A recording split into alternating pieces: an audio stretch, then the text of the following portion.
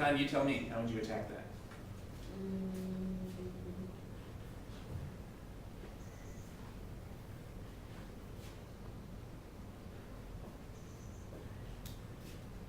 Oh, you just plug it into that thing? I think that'll work. Let's see how that goes. So you say R n equals 5.29 times 10 to the negative 11.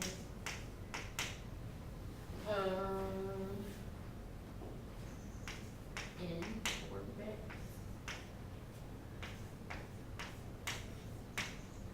What is a valence orbital mean? Let's ignore that. Oh. How do you know what N is then?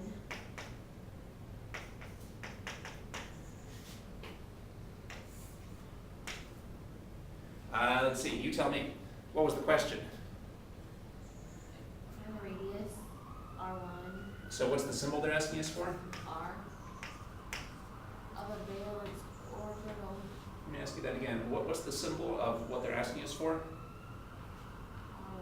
Yeah, not R, but R1. Oh. Okay.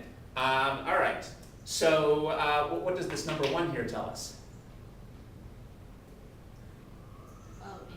Yeah, how do you know? Just by looking at the model over here. If we look at the model, so here's the equation we were given. We were given this equation for radii, and we were told the subscript on R is called N. The subscript on R is called N. So if they ask you for R1, we know that they want us to treat N as 1. Okay? So you just do 1/2 times that. Let's see, so you tell me, what exactly are you plugging in here now? 1/2. Or, 2, because it's helium. yeah. So 1 squared over 2. And what do we plug in for A sub 0? 5.29 times 10 to the 11. Yeah, that's just that number that they gave us over here. Okay, yeah. That looks good to me.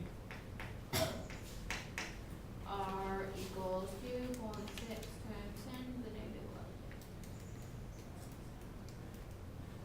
0.65.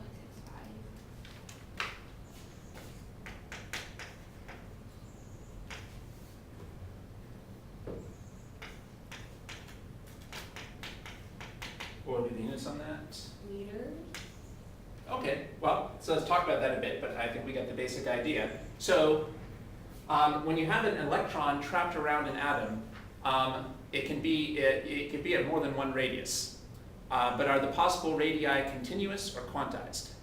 Quantized. Yeah. Now again, that should strike you as kind of weird because in ordinary life, things can be at any distance they want, right? So if for some reason I wanted to make my chalk holder start orbiting around my calculator here, well, I can put it at any radius I feel like. It can be as close or as far as it feels like. So the radii of my chalk holder here are quantized.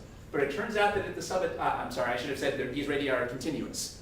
But it turns out that at the subatomic level for very small things, a lot of things are quantized. So there's actually only certain distances that are allowed and other distances that are not allowed.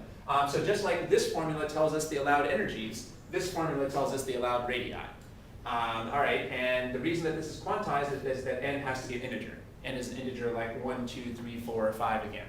So here they told us they wanted us the first radius. So by the way, that would be for this electron. That would be for this electron. This is the electron that's as close as possible to the nucleus. So this is the electron that's as close as possible to the nucleus, and this tells you how to figure it out. Here's the constant that they gave us. And then you just plug in. They said valence electron. You can see here that we didn't really need to understand that because they gave us all the information we needed. But a valence electron here, I think they kind of just mean the electron in kind of its normal ground state, where the electron would normally be. Well, normally electrons would be down here.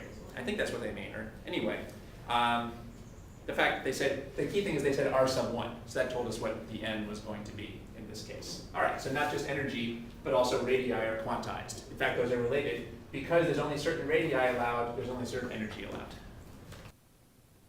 These videos are offered on a pay-what-you-like basis. You can pay for the use of the videos at my website. There is a link to my website in the info box. The address is www.freelance-teacher.com/videos.htm, or you can just use the link in the info box.